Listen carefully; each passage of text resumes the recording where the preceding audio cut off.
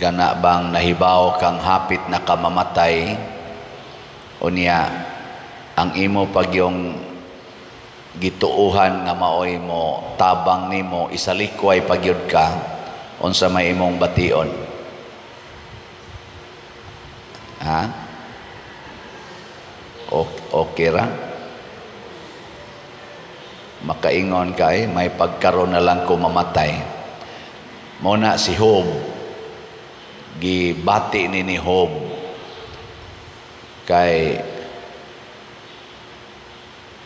sulod sa usa ka adlaw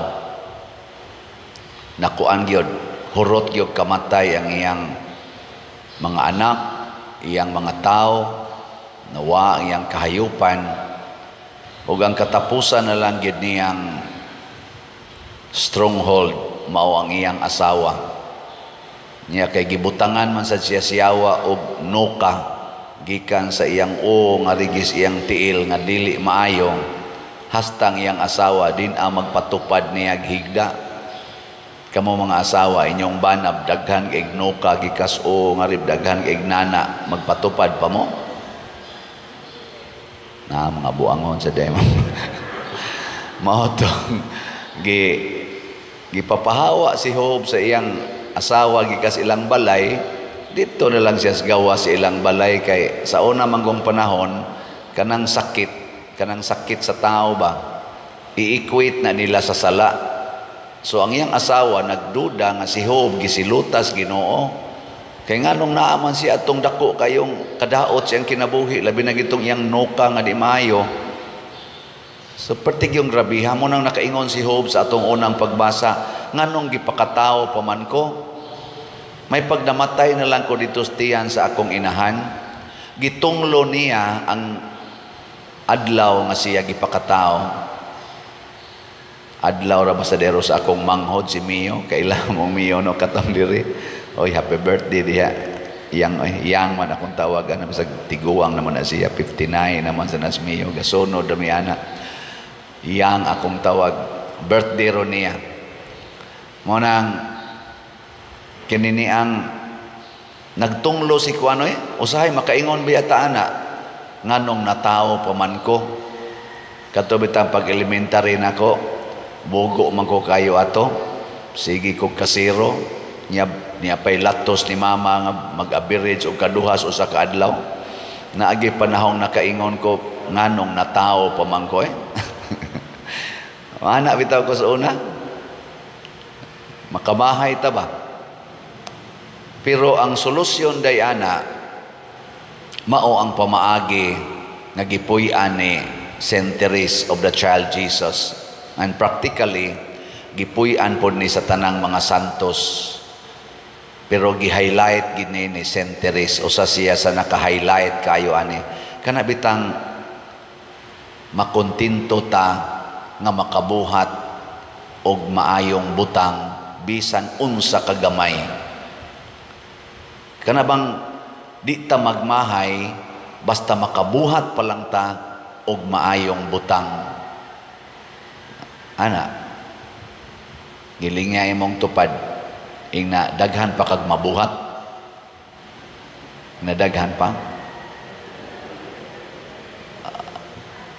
Ang nakaapan manggod nato magsige tag pangandoy sa dagkong butang, katubang dagko kayo ba naatay mga gitawag og ambitions in life. Ambition unya kung dili gani mo abot, masuko ta, magmahay ta, ma-discourage ta, di ba? Gusto ka imong anak mahimong honor, dako na gamay, ma-honor student ba, dako na gamay, unyag nahagbong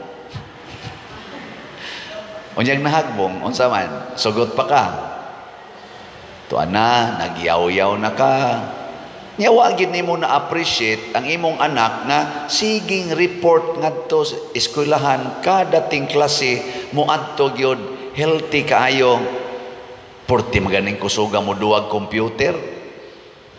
Wa jud ka appreciate ana mga gagmay ng butang, dili tingali gay na gamay, pero maayo ba yana nga ang imong anak mo eskwela gyud nahagbong lang pagka-ending. Ana, sa mana. Para gud anang mo-take sa board exams. Na may daghang mo-take sa board exams at mo ani din magpa-pray over. Ang una na kong pangutana, andam na bakang mahagbong? Uy, padol simba ko. Naku, unsam day mong gusto inig-take ni mos board exam, pasar gyud ka. Ayaw na lang take. Pangayo na lang og license dito sa PRC. Yo, di mo na pwede pa din ako. Buangon ka. Mo-take gani ka sa board exam, kinahanglan andam sa kang mahagbong. Unsa may gamayng butang diha nga dili kay nato makita nga nindot kayo, nga makahuman ka pag-answer sa mga board exams questionnaires. Kana mo'y pinakanindot. Gani ang kada item, kada question nga usa ka buok maansira nimo pagkanindot na ana. O kung subayon sa nato ang daghan kay gagmayng butang, ako ganin na silang pangutanon, pila ka nursing board exam or teachers board exam, nakugikan sa imong pagka grade 1, practically grade 1 man ang formal gyud nga education. Sa gikan nimos grade 1 hangtod kakaron nga padong nakamutik og board exams, pila ka exams ang imong napasar? Daghan mo dyan ang exams, di ba? Napaganin na sa tawag na, prelims, sa mga major lang na nga exam, prelims, midterm, semifinal, final. Yan, napaganin mga quizzes. Ano? Ug mapasar na nimo mo na mag-promote ka sa sunod nga level. Unya naguol kay siya nga nagunahuna basig mahagbong siya sa board exams, wa na siya ka-appreciate adtong daghan kaing exams nga iyang napasar gikas pagka grade 1. Pagkaluoy nining maong tao. Naiuban maghikog kay nahagbong sa board exams, wa gani siya kahuna-huna nga purting daghanas napasar niya. Napagiuban maghikog kay siya maoy summa cum laude, siya pagyoy nahagbong. Ana, wa siya ka-appreciate nga pag-graduate niya og college, summa cum laude siya, nahagbong last board exam. Usar gyud ka exam ang nakapatay niya. Luoy no? Muna, ang nindot di ay, matod pa ni St. Therese, ang tanan nga maayong butang nga imong nahimo, bisan unsa kagamay, pasalamati ang Ginoo, ihalad nas Ginoo, og himuan na with great love. Motong pagka 19 years old niya, ang dako niyang nahitabo, nasakit siya. Usa na siya kamadre adto. 15 years old man ito siya nadawat sa Carmelite. Niya pagka 19 years old, mga 4 years after, nasakit siya tuberculosis. Kanang TB sa una, wala na'y tambal. Huwaton lang kag kanus ka mamatay. Gi-isolate siya dito sa ka room, dito ra gid siya. Pagaduaon lang siya sa nag-atima niya. 5 years after, namatay siya. Luoy kay kinabuhi. Sige lang ka ditog ubo, sikag ubo. Ana, napayusahay maabutan pa siya dito sa iyang gabantay niya nga nakuyapan sa pagsigig ubo tungod sa kasakit, nagluwa, nagdugo. Daghang dugo iyang naluwa. Kamo, may nga na, okay ra ninyo? Oy. Lingay mong tupad ina, sugot ka mag-ubo-ubo. Purti mag-inyong tap-tap, tap-tapan yun kaya, sus, matakdan taan eh. Nanani, ubo na noon ko. Pero doon na siya gisuwat. Samtang nasakit siya, bisan kikatungo pa siya masakit, doon na siya gisuwat nga diary. Iya tong gitaytulan og The Story of the Soul, ang iyang encounter sa Ginoo. Katungo pa siya masakit, bisag mo punit siya, na may usahay ka ng dagom, kay manahi man na sila, nya na usahay, iyang kaubang mga madre, maputol ang dagom, ilabay lang sa salog, di kay makitaan. Usahay siya'y makakita. Iyan ang puniton nga uban ang gugma. Maingon dayon siya, ako ning puniton in service to my sister.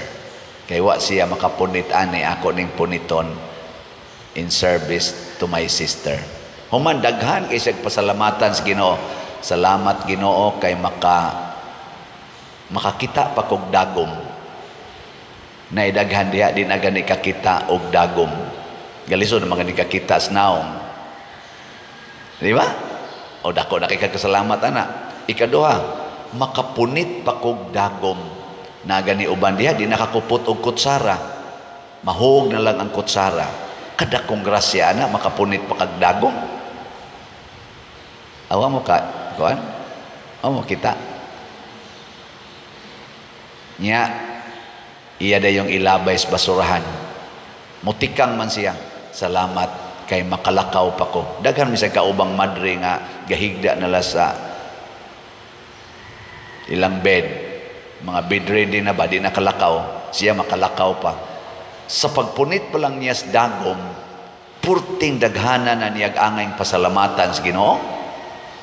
O ingon ana ang iyang relasyon sa Ginoo. Nga little things appreciated, offered ngadto sa Ginoo, nakahatag niya kalipay. Hastas pagpanglaba, tagaan siya daghang ing labhonon. Di gyud siya mo reklamo. Moingon siya, salamat Ginoo, makakuso-kuso pa ko. Salamat Ginoo kay makalihok pa ko, makawaswas pa ko. Salamat kayo ani. Naidaghan diha di na gyud kalihok ang kamot, gaana na lang, agas pang laway. Di siya mo reklamo, kadaghan ba ning labunon? Kadaghan labunon. Ang iyang kuan, salamat kay makatrabaho pa ko. Niya kining tanan i-offer ko ni Ginoo. Alang ni sa mga kalag sa purgatorio, alang ni sa mga conversion of sinners, alang ni sa mga missionary sa simbahan na magmalamposon unta sila. Ako ning halad nila. Motong pagkakuan niya, pagkasakit niyang tuberculosis, hastang iyang pag-ubo. Kay sakit biya kaya na inig-ubo, nakasuway na mo masakit mong TB. Ti sakita na. Inig-ubo na niya, ang kasakit nga iyang gibati, ningon siya, Lord, kining akong kasakit nga gibati, ako ning ikonik sa imong pagkalansang sa cross, sobra pa ang imong gibati kay ani. May ning ako, ubura ang imo, natusak-tusak yun imong lawas sa mga samad. Ikonik kuning akong kasakit. Unya, Lord, gamitan ni para sa pagpalampos sa misyon sa simbahan, sa mga misyonero. Hangtod nga ipakita na sa Ginoo niya ang panginahanglan sa missionary work sa simbahan nga lisod gyud kaayo. Unya, the more nga makakita siya ani, nara siya suod sa kwarto ha, nakita niya ang kalisod sa mission areas, ang sakripisyos mga misyonero, the more siya nga magpasakit og maayo, mao dito makuyapan siya usahay kay mudagandagan man siya libot siyang Rome para muubo pag siya maayo haron daghan ang matabangan sa iyang kasakit. Ndota no?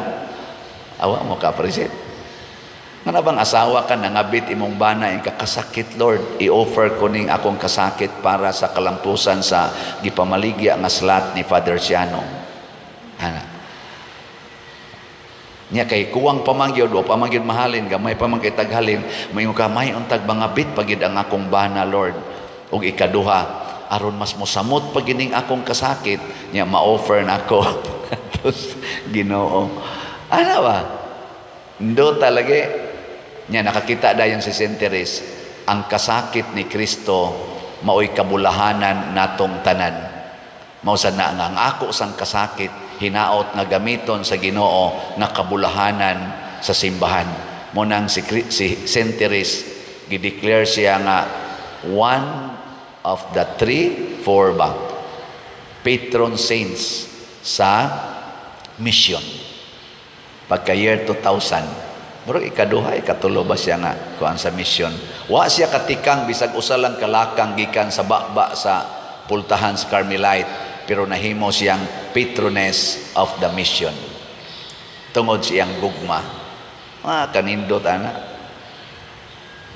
Saman. Okay na mo? Lingay mong tupad. Ing napakay 100 ha.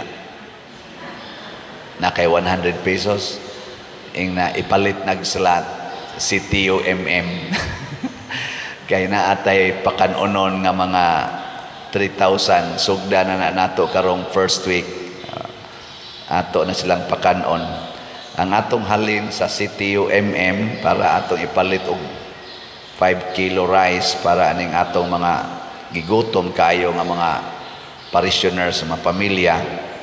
Nahalina na tag 14,334 ka slots, na apay 55,666 ka slots nga available, tag 100 pesos per slot. Yan na ni 61 slot challenge, 6,100 per challenge, nakadawat na sa tag 72. Yan nga to sang paras kumbinto, ang SBF DAG na nasa tayhalin nga 39,744, na pay 20,256 ka slots nga available, tag 500 pesos per slot. Naasa na siya 16 slot challenge nga tag 8,000 per challenge, 250 na sad ang atong nadawat nga 16 slot challenge sa SBF DAG. Atong pakpakan ang namalit ni ini. Salamat kayo. Kanang 500 pesos karong panahon na ba dinis Pilipinas, o kanang 100 pesos mura na lang ginagagmay kay tanan nga amount, gagmay kayo, little amount, small amount. Pero kung ato na siyang isigig hatag as a community, mao nang nakapabarog tag kumbinto, nakaparenovita sa atong simbahan, nakapatrabaho tag mga daghang mga simbahan, mga kapilya, nakatabang paganitas kapilinya di Fatima nga matukod na nga ni cost og millions of pesos.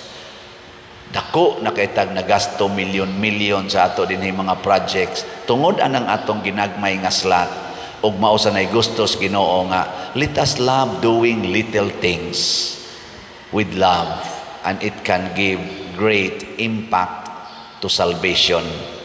Kanindot unta kining ato mga leaders sa atong nasod, dili na sila magsigig away anang mga millions, mga billions.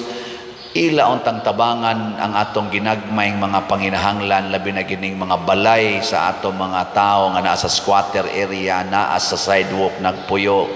Ang pagkaon, maghimo na gyud sistema, dili lang nang tunol-tunol unya biyaan dayon.